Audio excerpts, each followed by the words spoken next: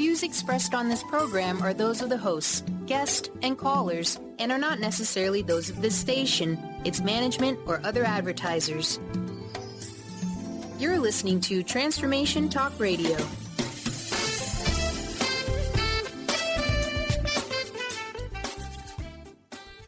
Welcome to Lucid Planet Radio with Dr. Kelly Neff. This hit show will illuminate your senses and empower you beyond your daily stressors and hardships. Renowned psychologist and author Dr. Kelly will captivate you with far-reaching topics and amazing guests as you wake to the greatest version of yourself. Learn to tap into your intuitions, think critically about our world, heal emotional and psychological wounds, and follow your passions to live your dreams. Each week, you'll learn how to navigate the global shift of consciousness and explore the deeper knowledge within. Welcome home. Now here's your host, Dr. Kelly Neff. Hello, everyone. I am Dr. Kelly Neff, and you are listening to Lucid Planet Radio on Transformation Talk Radio, Starcom Radio Networks, CRN Digital Talk, and more. Stay with us for the next hour and let us help you experience healing, inspiration, and knowledge. Because every week on the show, we have some of the most gifted scientists, healers, speakers, and authors helping you to become the greatest version of yourself. You can find out more on Lucid Planet, thelucidplanet.com, and stream all of our podcasts for free on lucid-planet-radio.com, iTunes, TuneIn Radio, SoundCloud, etc. And you can also connect with me on Facebook and Twitter by searching for The Lucid Planet, and follow my brand new weird and wonderful Instagram account at Instagram, The Lucid Planet. I also want to just give a shout out to everybody joining us on the Starcom Radio Network. We are now reaching over 250 AM, FM, digital, and cable stations in 11 million homes in the U.S. If you would like to nominate yourself to come on the show, become an advertising partner, or just find out more, you can go to thelucidplanet.com. And big thanks to the Ed Tile Show again for bringing us onto Starcom Radio. We love working with you. Now, today's show is all about bringing a little bit of magic into our lives. And who doesn't need magic in their lives? It seems very fitting because today, February 1st, is the ancient pagan Celtic holiday of Imbolc, which actually dates back to the Neolithic period over 10,000 years ago. Very briefly, this reflects one of the 8 turnings of the Wheel of the Year, and it marks the midpoint between winter and spring. And this has been widely viewed in the Gallic tradition as the end of winter, really a celebration of purification and new beginnings. It's also traditionally been the celebration of the goddess Brigid, pronounced Brigid, where women would light candles and ask for their blessings for fertility and purification. And fact, this is also where we get Groundhog Day from. Interesting. I could definitely use some of that purification right now. I've been really sick since our last show. I'm fighting off a chest infection, sinus infection, and ear infection. So if I sound like crap today on the air, guys, that's why. Colorado winter. Thank you. But hey, the show must go on. And indeed, the world is just seemingly very chaotic right now. And so it is very important to ground yourself, to find your center, to connect to your inner wisdom. And, I say in quotes like magic, witchcraft, paganism, these are all tools that people have used for this purpose, really since the dawn of humanity, to gain knowledge and connect to themselves and to understand what was coming in the future. Many of my people out there know I have a pretty strong gypsy lineage, and I'm all about using these methodologies of magic to connect to myself, whether it's cards, crystals, meditation, breath work. Some might say this is unscientific, and yet this is kind of a form of earth wisdom, and these oral traditions have been passed down for so many thousands of years. It wouldn't be around still if there weren't millions of people out there who felt the same way, who resonated. And indeed, I use these techniques because it helps me and it makes me feel good. And one of these techniques, what we're featuring today, is tarot cards. And whether you're brand new to tarot or have experienced, I think today's show will have some value for you. I'm really pleased to welcome Courtney Weber, aka the Cocoa Witch, to the show. And she's going to share with us the art of reading tarot for yourself, as she talks about in her new book, Tarot for One. Now, Courtney Weber is a Wiccan priestess, writer, tarot advisor, and activist. She is a tarot reader with over 20 years experience, and she produced and designed the Tarot of the Boroughs, which is a modern tarot Studio deck set in New York City, composed of original photography. She is the author of Brigid, History, Mystery, and Magic of the Celtic Goddess, of course, we've just been talking about, and she's been published on Huffington Post, The Wild Hunt, Circle Times Magazine, and elsewhere. So really thrilled, Courtney. Happy Imbolc. Welcome to the show. Oh, thank you so much for having me, Dr. Kelly. I'm just loving everything you're saying. It's not often people really nail how long this holiday of early February has been practiced. It's just a bit of a kind of a minor holiday here in the United States, or almost tongue in cheek when you're thinking about the groundhog. But Sure. but about 10,000 years ago, at least Western Europe, where a lot of our Imbolc celebrations come from, was a lot warmer than it is now. It was much more like the Mediterranean. So this really would have been the start of spring. So, jelly. Yeah. So, yeah, right. Not so much anymore, but a good 10,000 years ago, it really was. So this idea of celebrating things coming out of the ground, flowers, or in, places where it's still kind of cold, you see some of the animals returning from hibernation, like the groundhog, or in Scotland, it would be the snake that symbolize the returning of life. I grew up in the Pacific Northwest, and I didn't really experience the shift in winter so much, because we went from temperate summers to temperate winters, where it would be cool, but it wouldn't be frigid for long periods of time. And then I moved to the Northeast and experienced New York and Connecticut winters, and that's a real winter. Mm-hmm. That's where I grew up. I mean, I definitely, I hear it's not as bad there. I'm in Colorado now, so it's like super gray and cold today. It was actually strangely in the 60s all week. And of course I've been sick, so I can't even really enjoy it. But it felt like spring for a second. And then today it's like, nope, you've got like 3 more months of winter at least. But my family in Oregon is complaining of the cold, and they've gotten like the most snow they've had in 37 years, whereas New York winter has been pretty mild in comparison. But my first couple of winters in New York, I think, were some of the coldest that had been around in a very long time. And they just wouldn't end. It was just, the ice and the snow would stay for weeks. And I remember coming back from the gym when I was living in Connecticut and seeing a skunk and being so relieved, because it meant, okay, winter is finally leaving. If I'm seeing a skunk, it means that the snows are finally stopping. Woo! And isn't it amazing and remarkable, this transition of the seasons, following the seasons? I mean, that's so much of what paganism is really based on, is just this wheel of life and the cycles that we go through with nature, and understanding and connecting to those cycles.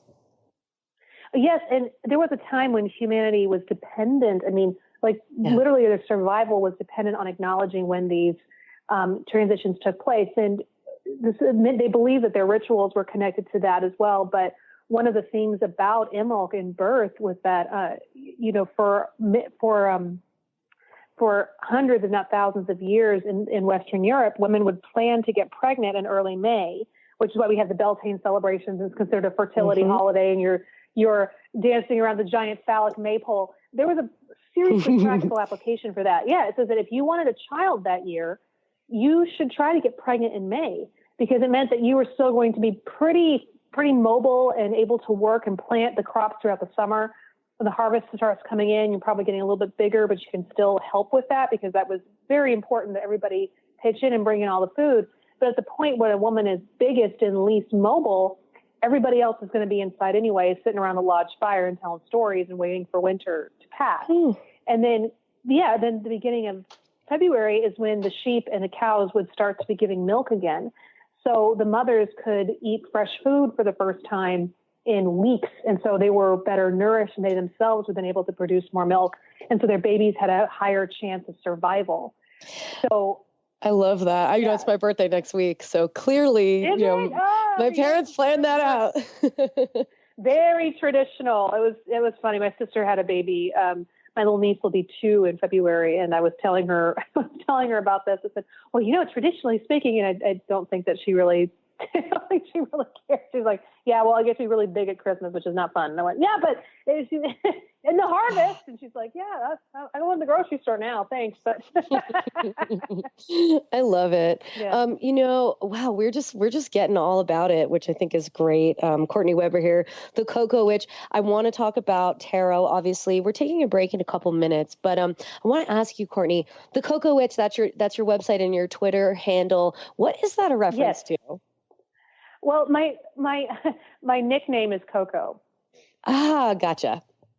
Yeah, I know. It's like my covenants call me Coco, my niece and nephew, my godkids, they'll call me Coco, and people close to me call me that. And so when I needed a website that was that seemed easy to do, and just kind of switched over. So yeah, that's been it. It's worked for my needs. And you've been doing like witchcraft, like you're Wiccan priestess, and you've been doing tarot for a really long time, right? I have. Mm-hmm. Yeah, I have. I started reading tarot when I was 15 years old. And I think that it piqued my interest in wanting to get further into getting into witchcraft and finding out more about magic and how it worked. And it really was by accident. I feel like there are two ways people find tarot. It's usually either by accident when they're very young, or there's an interruption in their life when they're a little bit older that draws them to tarot. I was talking about this with some colleagues, and whenever I'm teaching tarot and somebody comes into my class who says they're brand new at tarot and I think that they're over 40, I know that they have a story, and it's a recent story. It's really great. And I just want to say, you're here. That means something has happened recently. That's not me being clairvoyant. It's me being an observer and an experienced in this. But I picked it up by accident at 15. And that's because, 15-year-olds, you get curious, you get bored. And so you start trying to connect with spirits and the dead. You can't quite drive yet, so you might as well bring the spirits to you. And somebody had a tarot deck at a birthday party, and I started doing readings from it. And I remember somebody telling me that I was good at it. And then my best friend gave me a fortune-telling starter kit when I was 16, and it had a partial deck of tarot cards. And there's this phenomena when you're 16 and you have a tarot deck, is that suddenly you're the most popular girl in your Catholic high school. And that's so that's how I got started with tarot. I love that. I love that. Sorry, I just wanted to jump in. I started when I was 13. I have the same deck. My mom took me to Barnes & Noble, and they had this mythic tarot deck of like Greek mythology. It's really cool. It's out of print. I still have the same deck 20 years later. And, but yeah, I totally agree. I was at summer camp, like playing with the cards, like, woo, no idea what I'm doing, but it's just fun to look at it. Courtney, we're going to take a really quick commercial break. And when we come back, Cocoa Witch, AKA Courtney Weber, is going to share with us really like what is the tarot and how to read for yourself. So we're going to continue where we left off. Check back with us in a few.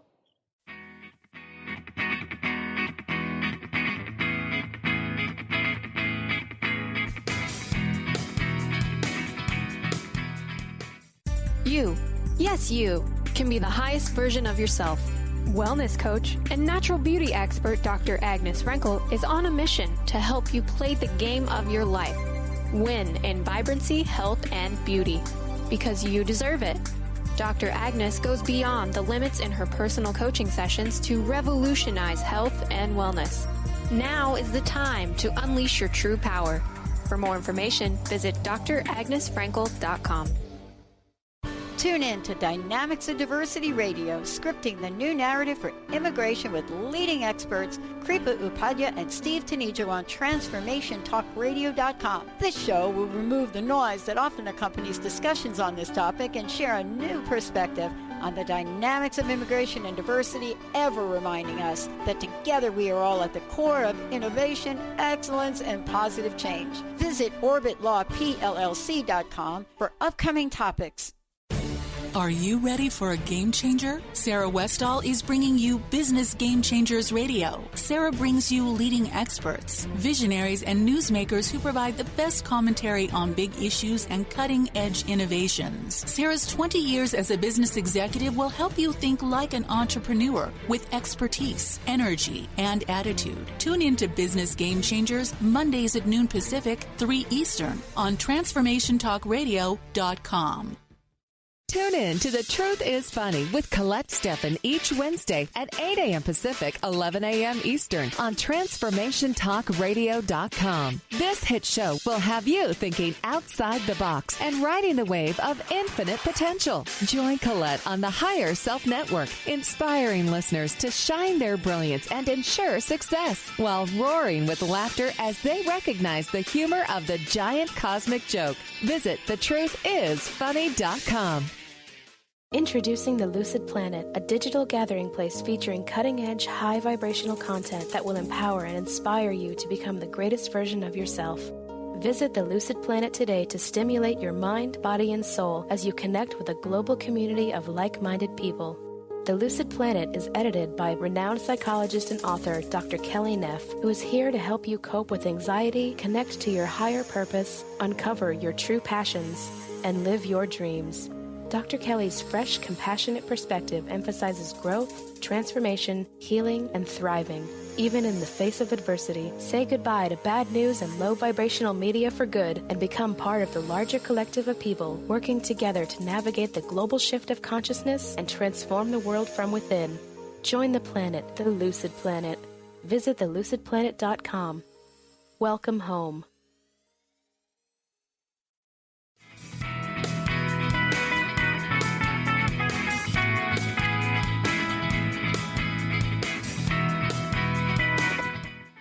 We are back on Lucid Planet Radio with Dr. Kelly, and my guest today is the Cocoa Witch, Courtney Weber, Wiccan priestess, here to talk to us about how to read tarot for yourself.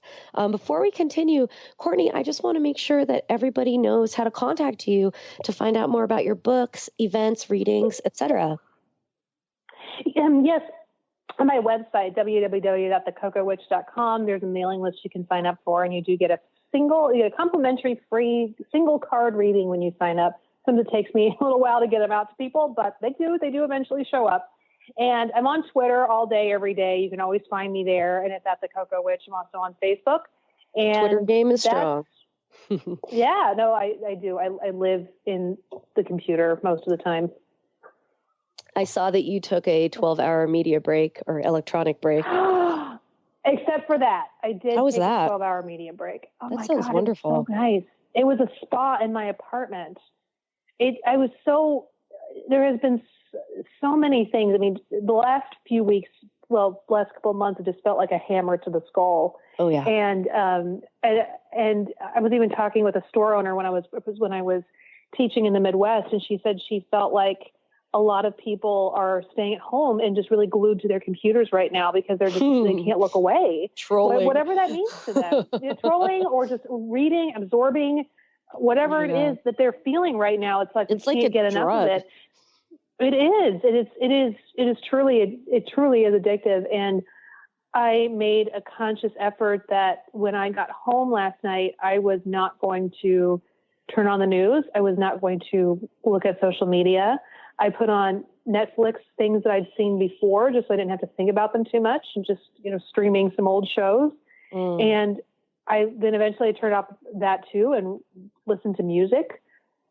And when I got up this morning, I said, I'm not ready to give this back up. So I just put back on more music and got ready for work and did not really engage in social media until I was standing on the subway platform when I did break down and check Twitter. Yeah. And I'm tweeting you like, woo, we're doing a show today, crushing it. Yeah, no, awesome. I'm not on Twitter. I work for a social justice organization that also does a lot of work in media. So it's partially my job to keep an eye on what's going on in media and social media. But it's also, it really felt like I slept so much deeper just having those few hours before I went to bed without looking at social media, and then getting up this morning. It was just a much better reentry into the day This is a great piece of advice for everybody out there who's struggling right now. Nurture yourself, drink water, eat food, listen to music, do things you like, turn away from the train wreck, just to like recharge your soul, you know? Yeah. And I think there's especially those of us that have the warrior spirit or that we want to do something. We want to help. There's a sense, I think, that if we're not watching, then we're letting everything fall apart. And that's certainly something that I have battled, and I know I'm not alone with that. No. It's just to say that, no, you can still support whatever it is that you need, whatever changes that you want to see. Those things are not going to change that much in 12 hours. You have to take care of yourself.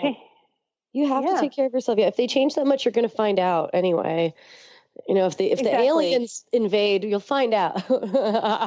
You'll find out. You will find out. And I also I know. And there was a thought that, okay, I do have a landline, and the only people that have that landline are my immediate family and my husband, and who's traveling right now. And so I thought, okay, I'm turning off my phone. If they need to call me because there's an emergency and I don't pick up my cell, they will call the landline. Yeah, and that's okay. Definitely. And like, I think one of the things that we can do, again, like we were talking about magic and tarot and connecting to ourselves. And part of that sometimes means you have to turn off all the frequencies and the vibrations from outside and get center and connect to that inner energy.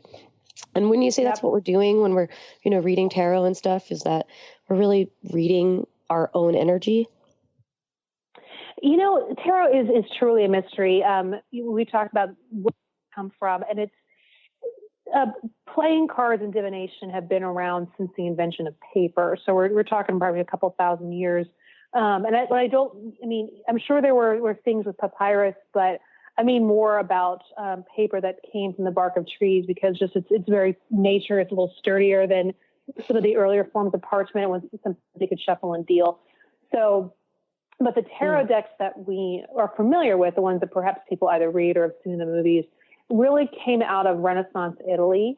And it was first a parlor game. It was something people just played for fun. And it was usually something that was most often just found in wealthy people's homes, because you had to commission someone to make the deck for you.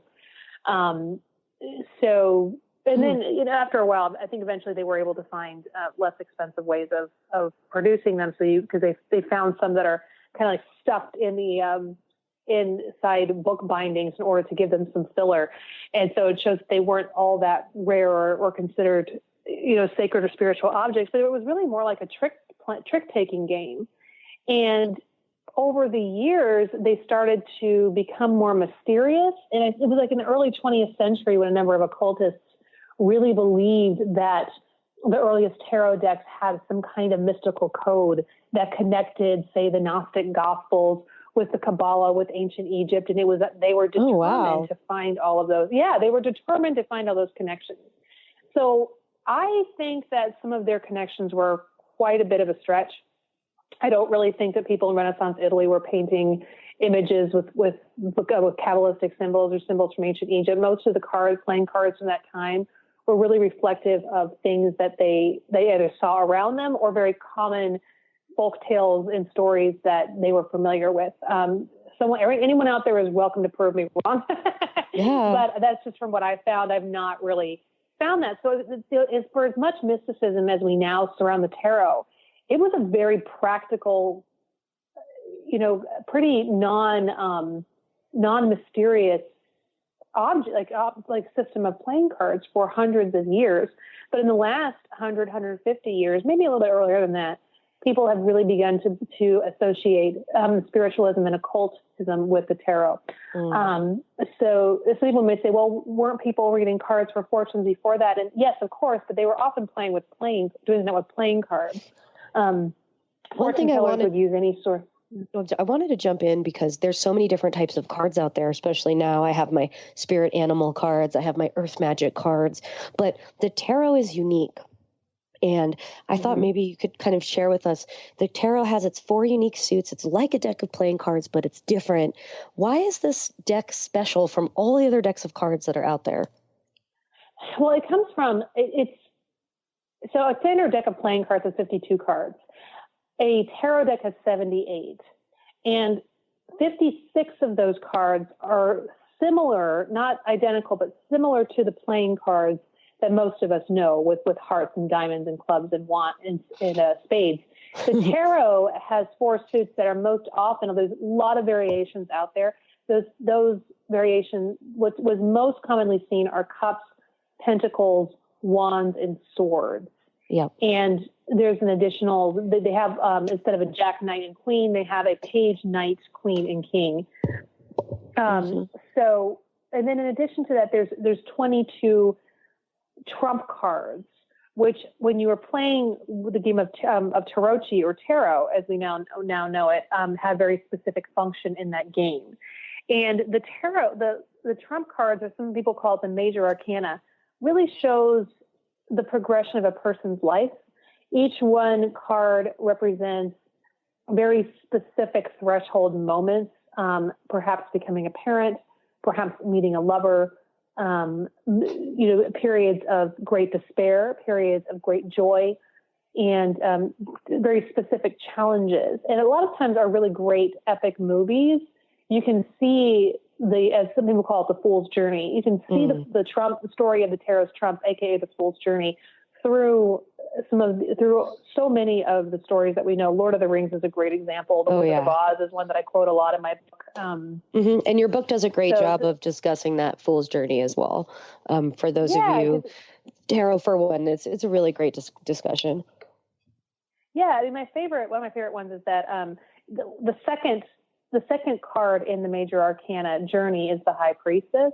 And it's a very mystical moment, and it's often someone setting off on someone on a journey. And in The Pilgrimage, the book by Paulo Coelho, that might be a moment when you went to the fortune teller and she says, "You must come back and give me a tenth of the treasure, and I will tell you what your dream means." And that's a very, very High Priestess moment. Another one is in Lord of the Rings when he meets Galadriel, the elf queen, and she shares with him the great the great spiritual quest of returning the ring, that he's not just doing a favor for his friend Gandalf, that he actually has a much bigger calling in this whole story. And so it's about really, it's about taking something, stepping out of the ordinary and really into the mystical. And I mentioned in my book that a High Priestess moment in my journey was the first time I got a tarot reading. And that all of a sudden I just broken up with my boyfriend. My heart was broken to 1,000 pieces. And I went to this little New Age bookstore and I got a tarot reading. And it was such a powerful experience for me that I love it. My High Priestess moment. Yeah, my High Priestess moment. It says, there's a door behind this wall that you've never noticed before. Yeah. So, but that's how I hope that answers the question. That's how it's, absolutely. It's very different. Yeah. And what we're going to do. Oh, I'm going to interrupt you. We're going to take a quick break. I know so much to talk about. When we come back, we're going to learn how to read tarot for yourself and why this is a thing that's different from getting a reading. And also, Courtney Weber is going to walk me through my own self-tarot reading here with my deck. We're going to do it live. And I think I'm really excited because I could use some goodness in my life. So stick with us, and we will be right back here on Lucid Planet Radio with Dr. Kelly. Okay, great. Woo.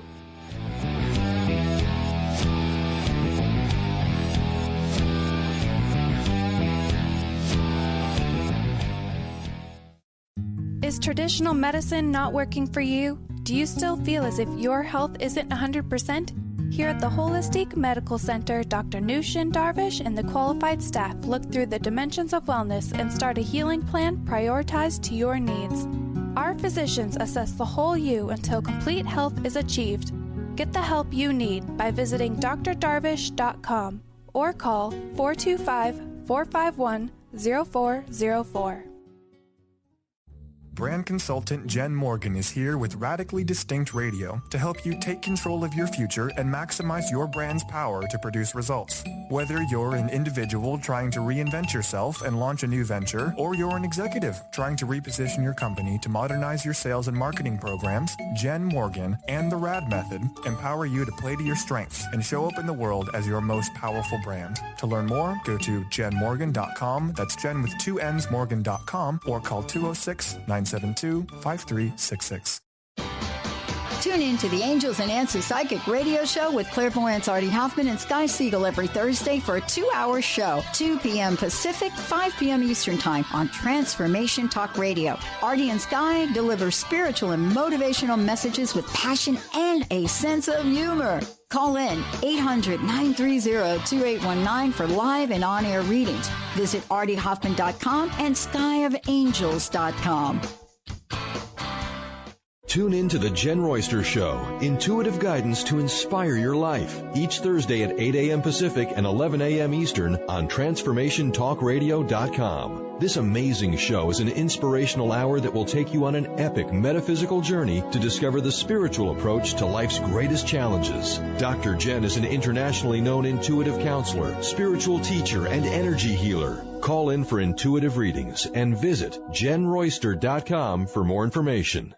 Introducing the Lucid Planet, a digital gathering place featuring cutting-edge, high-vibrational content that will empower and inspire you to become the greatest version of yourself. Visit the Lucid Planet today to stimulate your mind, body, and soul as you connect with a global community of like-minded people. The Lucid Planet is edited by renowned psychologist and author Dr. Kelly Neff, who is here to help you cope with anxiety, connect to your higher purpose, uncover your true passions, and live your dreams. Dr. Kelly's fresh, compassionate perspective emphasizes growth, transformation, healing, and thriving. Even in the face of adversity, say goodbye to bad news and low vibrational media for good and become part of the larger collective of people working together to navigate the global shift of consciousness and transform the world from within. Join the planet, the Lucid Planet. Visit thelucidplanet.com. Welcome home.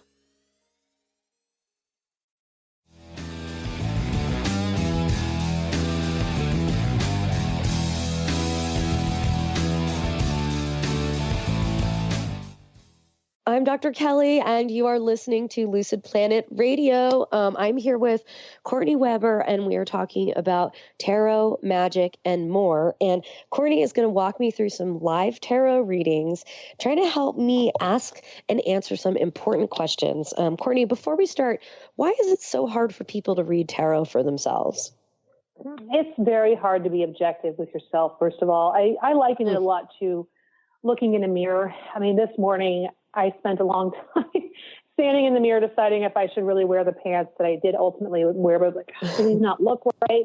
What are people going to think? And it's just, just sitting there all of a sudden you're saying, no, actually I think they're okay. And then you start thinking, you know what, they're really not. It's just, these don't look good at all. I should have just gotten rid of these years ago. And then go back around, hey, they're fine. It's just like you just stand there and you can't quite figure it out. It's almost like the image changes in front of you from being far less flattering to probably more flattering than it needs to be.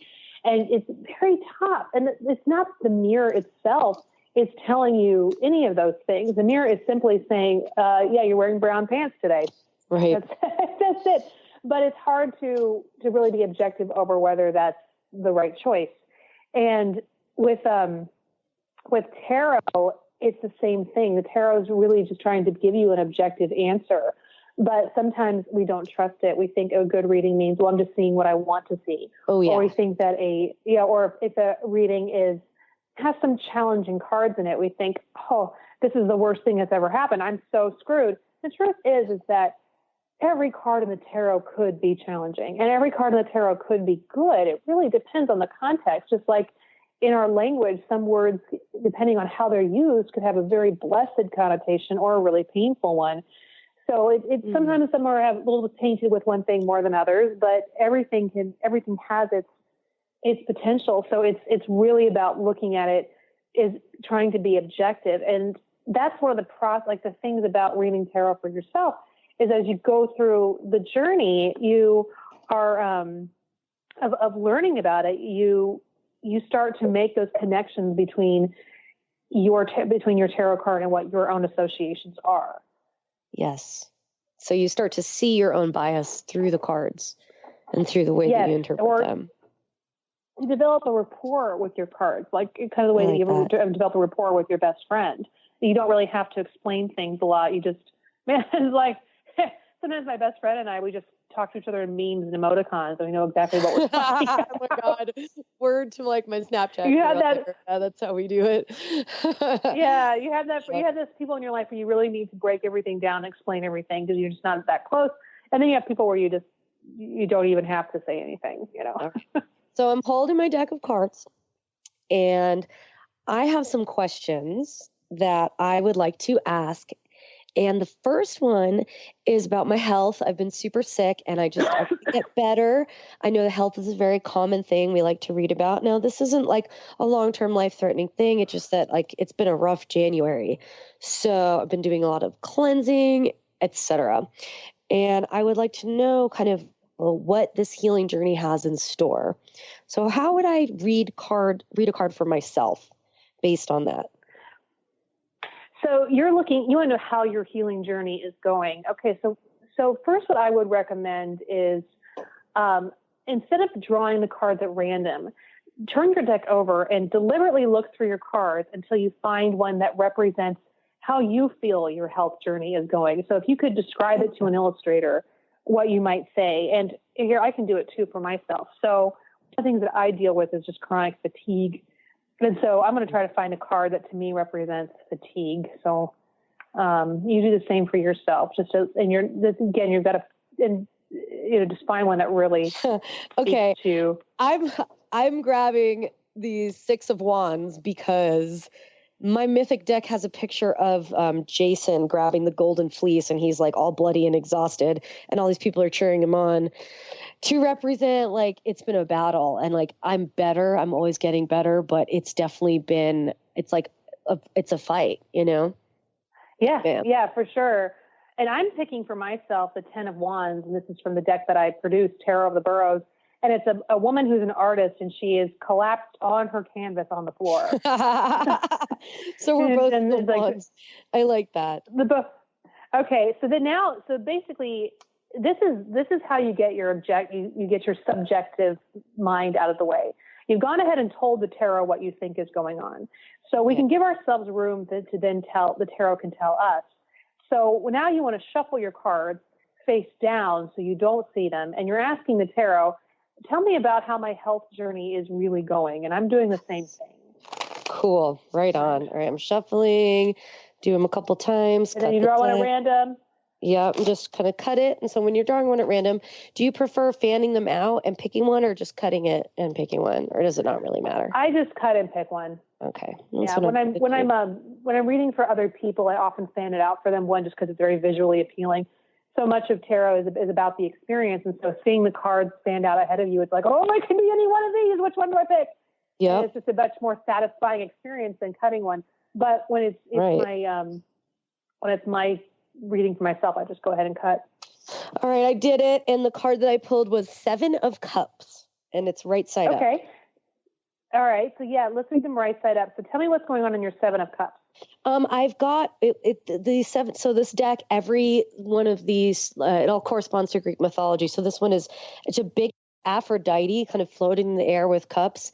And then a girl, I think it's Persephone, I'm not totally sure, kind of on her knees praying to Aphrodite.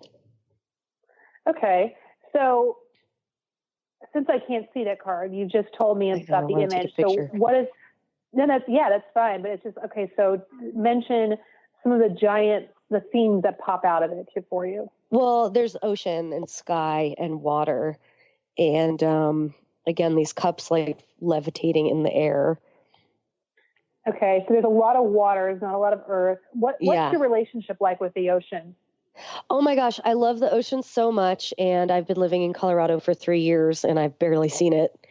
And okay. So it's something that's interesting. It's something that's far away from you. Yes, but I miss it. I think about going back all the time. You miss it. Oh my God, I miss it so much. You want to be near it. Yes. You're not close to it. And in this card, there's a lot of floating and not really being part of it. Yeah, there's like the girl's on like a little piece of land, kind of overlooking the ocean, but then it's just like all ocean and sky. Yeah. So to me, and I'm helping. So normally you'd be doing this on your own, but I'm going to help you out here a little bit. Thank you. That it's showing you Oh, about to see it. Excuse me. Oh, bless you. Oh my gosh, it's contagious. Yeah, I'm sorry. I know. It's okay. It's New York City radiators is what mine is. Oh man. So it's showing you something, but she's like, you love the ocean. You want to be near the ocean. You want to be close to it. You'd probably be swimming in it right now if you could. And you're far away from it. And it sounds like the character in the card may be a little removed from it as well. So it's like what you desire for your health seems kind of far away from you right now. I like that. And I think literally I just need to get back to the beach, dude. Maybe that's it. Maybe it's that's so dry here. Altitude, like sinuses, all that. Who knows? I mean, seriously, the tarot can be very, very obvious sometimes, and that could be exactly that. Like you need to go visit the ocean. Yes, yes, I do. Yeah. So okay, well that was interesting. Now let's say I wanted. We only have 3 minutes till the next break, but let's say I wanted to ask questions about love and relationships, because that is, of course, something we all want to consult our decks for. Now, let's say I'm in a relationship, but my partner, Jimmy, and I, we're in an open relationship, but we've been together for many years, but we also have other partners. So can I ask the tarot, is there going to be another partner coming into my life in addition to my primary partner right now? Is that too much? Yes. Is that a good one? Okay. Yeah, that's fine, because it's great. This is an opportunity to show a yes and no question. Cool. So pull 3 cards at random and turn them face up. Now, make sure you know whether they're upside down or right side up. So draw 3 cards at random. All right, I'm going to do that. So I'm going to shuffle, cut 3 times. Let's say. And you're thinking about your question, which just a shuffle, and then is there a new part you're thinking about. Yeah. All right, cool. Okay, let me do it. I'm cutting right now. God, I wish I had my video feed up for this. Okay. Woo. My first one was 10 of Cups, right side up. I'm doing it again. I like that card. My second one is, 9 of Swords, also right side up. And my third one is the Page of Wands upside down. Okay. So what I learned from, I believe this was a Mary Greer or Rachel Pollack exercise. I apologize. I can't remember who originally penned it. 3 cards right side up is a strong yes. 3 cards upside down is a strong no. 2 cards right side up and 1 upside down is a probably. Okay. That's interesting. Yeah. And then depending on what cards, it can tell you the circumstances. So you said that you got 2 cards that are right side up. One was the 10 of Cups, you said? 10 of Cups, which is like a really overwhelmingly positive love card.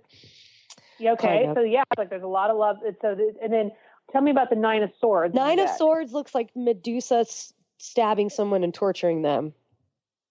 Okay.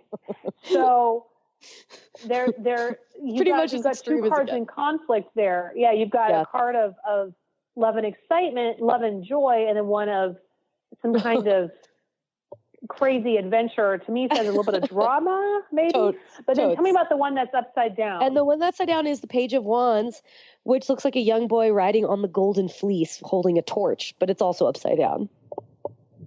Okay, so it seems to me that you might end up, if this were my reading, you want to, it looks like there could be someone in your periphery who would be a really great addition to the unit that you have going on. But it seems like there's a little bit of drama around them, so they may not show up right away. Okay. I like that. Yeah, so maybe the whole Medusa sword thing is them dealing with their so they're not in my life yet. Dealing with their shit. It's like, it sounds, I also think that they're probably trying to deal with an old relationship because there's that love card next to the drama. So it's like, okay. So, and especially if it's a card, anytime somebody is writing something on a card, like you said, he's writing a fleece or in many cards, many people ride horses. Anytime somebody's writing something, they're coming in or they're going out. And so him being in reverse says he's not quite ready to come in yet because he's got to deal with something crazy, probably having to do with his love life. Or she. All right. On that note, or she. Okay, cool. Wow, that was awesome. We're going to take a really quick break. And when we come back, we're going to play a little bit more with the self-reading of tarot here with Courtney Weber. So we'll see you in about 2 minutes. Stay with us.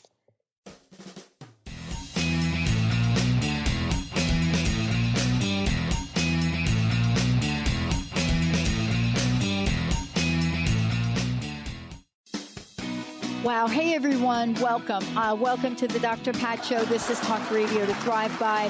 I'm telling you, I got to pinch myself some days, because when each of us gets called to do something that we so not thought was in our wheelhouse to do for a purpose that's so much greater than us, we get to show up and shine. If you would like to show up and shine on the Dr. Pat Show as a co-host or sponsor, send us an email to inspire@thedrpatshow.com. Hey, everyone. This is Dr. Pat. I am so thrilled. I've had the honor of working with Leslie Fontaine for the past year or so. And what she has created in her hit program, Sheer Alchemy, transcends what most of us get to listen to or hear in any point in time in our lives. But beyond that, Leslie is working with people all over the world, and she has created something phenomenal based on the feedback and input from the archangels, from the ascended masters, from the light beings, and most importantly, from each and every one of you. So if you want to change your life, if you're ready to step into your own version of sheer alchemy, please give Leslie a call at 678-665-3366. And why? Because this is what you're going to be prepared to do.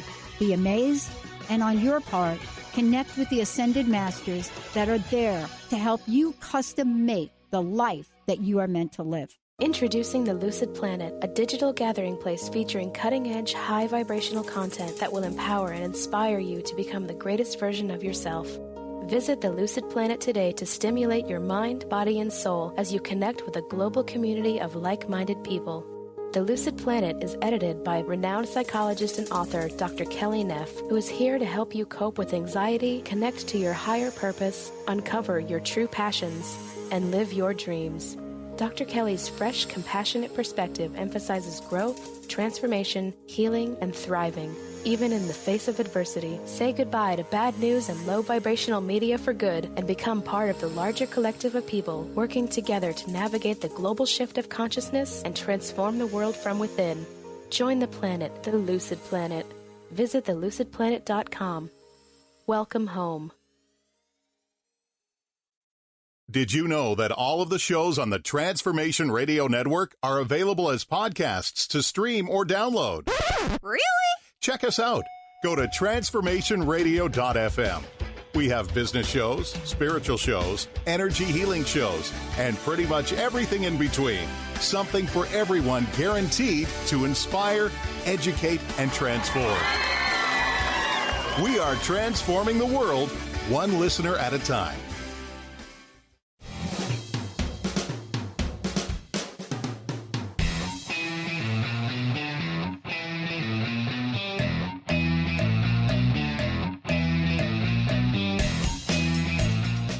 Welcome back to Lucid Planet Radio with Dr. Kelly, and I am here with the Cocoa Witch, Courtney Weber, and we have been reading some tarot.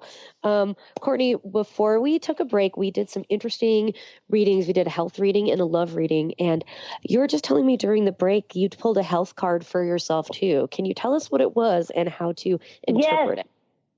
Yes. Well, as you remember, I chose the 10 of Wands, which is the woman who's collapsed on her canvas on the floor.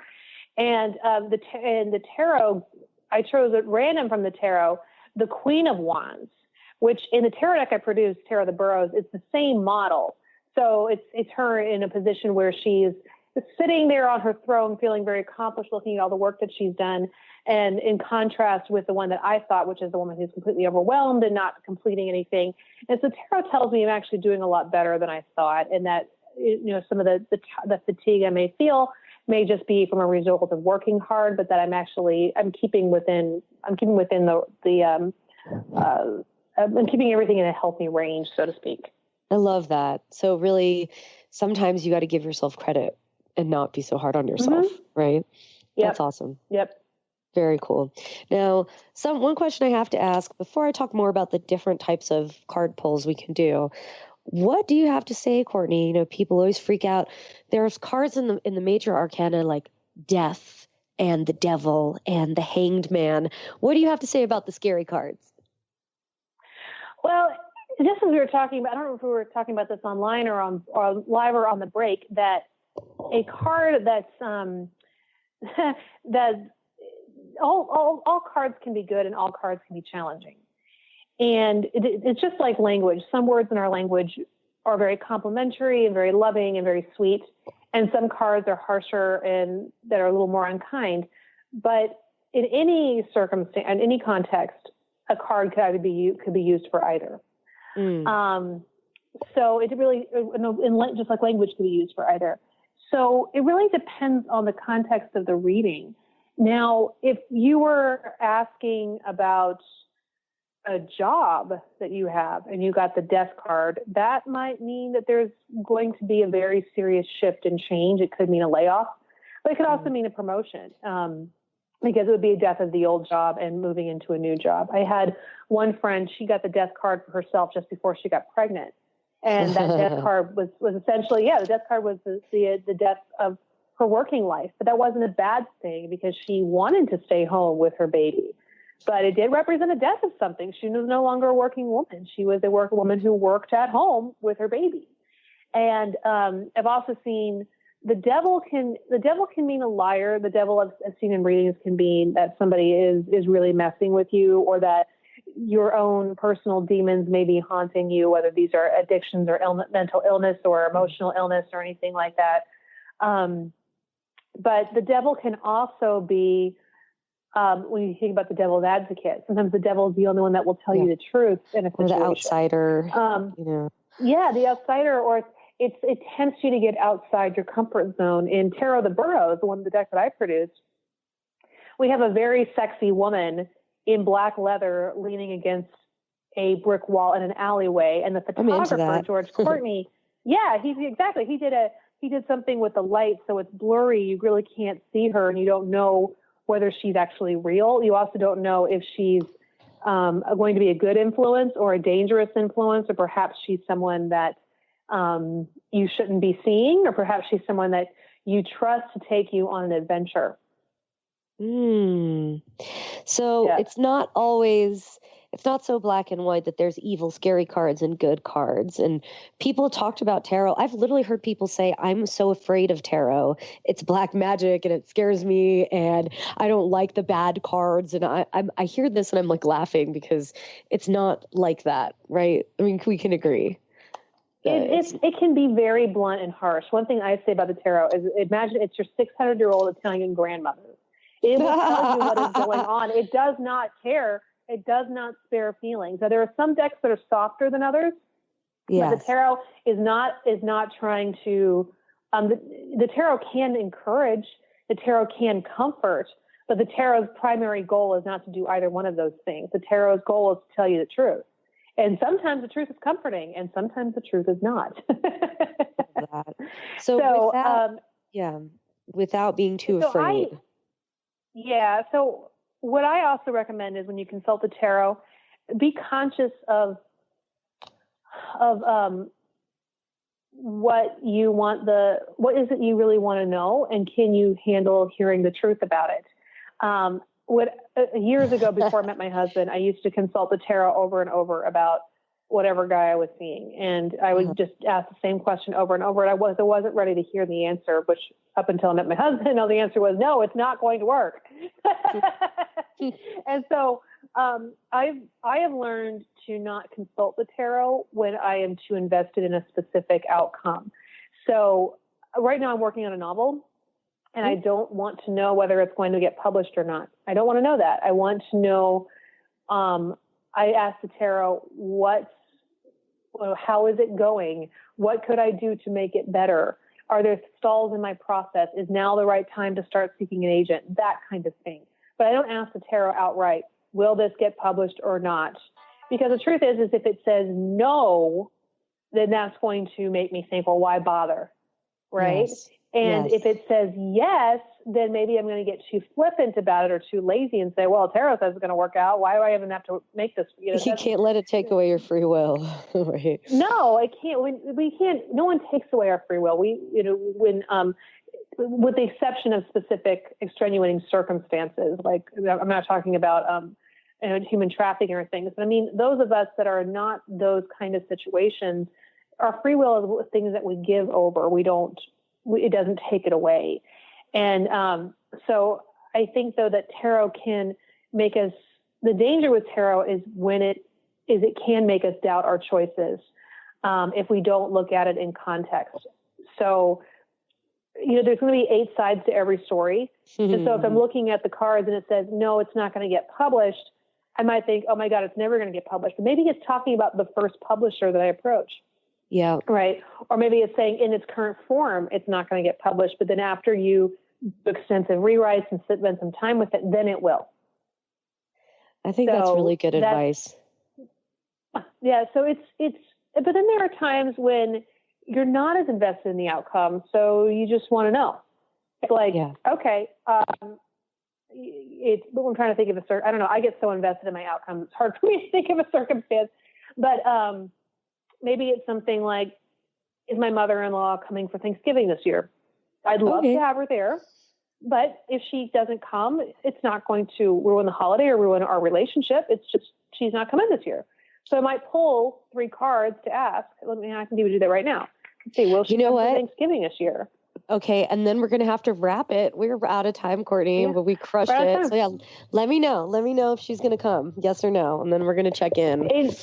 It says maybe. Maybe.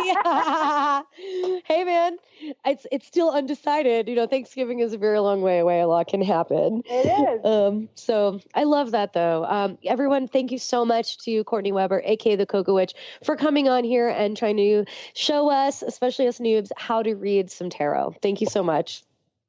All right. Thank you. And I just want to remind everyone, you can join me every Wednesday, 5 p.m. Eastern, 4 p.m. Central, 3 p.m. Mountain, and 2 p.m. Pacific.